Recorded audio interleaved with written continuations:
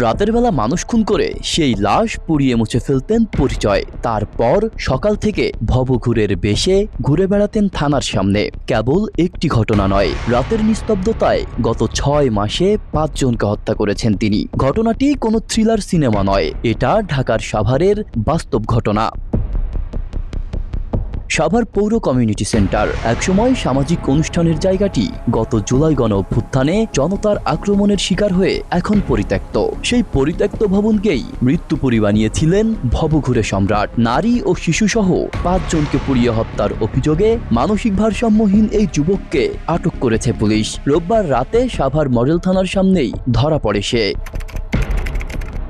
Police বলছে সম্রাট ভবঘুরে ছিল ঠান্ডা মাথার সিরিয়াল কিলার। ইন্সপেক্টর তদন্ত অপারেশন সহ আমাদের সকলেই আমরা ইন্টেনসিভলি তাকে জিজ্ঞাসাবাদ করি। মশিউর রহমান খান ওরফে সম্রাট যে এটার সাথে জড়িত আছে বলে আমাদের কাছে প্রাথমিকভাবে সে স্বীকার করে। নিয়মিত মানুষ হত্যা করাই ছিল তার পেশা। রাত নামলেই সে ঢুকে পড়তো পরিত্যক্ত ভবনে, যেটাকেই সে নিজের আস্তানা বানিয়েছিল।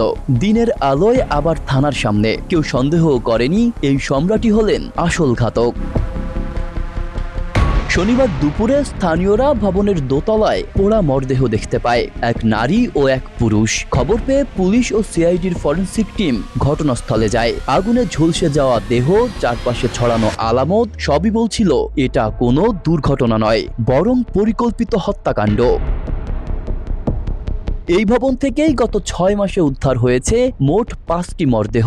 কারো পরিচয় মেলেনি। ডিসেম্বরের 19 তারিখ টয়লেট থেকে একটি দেহ, অক্টোবরে এক নারীর অর্ধনগ্ন গলিত মরদেহ, আগস্টে হাত পা বাঁধা এক যুবক। আলাদা সময়, আলাদা দেহ, কিন্তু জায়গা এক, ঘটনাও এক। বিষয়টি এবার সিরিয়াসলি ভাবিয়ে তুলল আইন শৃঙ্খলা বাহিনীকে।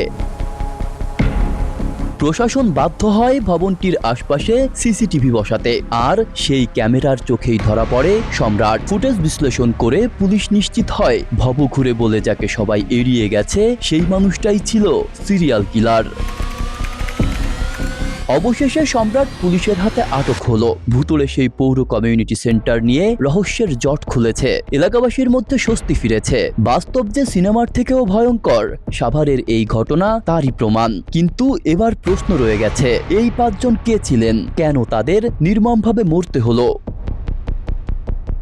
সবচেয়ে বড় প্রশ্ন, একজন ভবঘুরে হত্যার পর পরিচয় মুছে ফেলতেই কি লাশ পোড়াতেন? আদৌ কি একজন ভবঘুরে এতটা পরিকল্পিত হত্যাকাণ্ড ঘটাতে পারেন, নাকি ভবঘুরে ছদ্মবেশে ঘুরে বেড়ানো এই সিরিয়াল কিলারের সাথে আছে অন্য কোনো যোগসূত্র?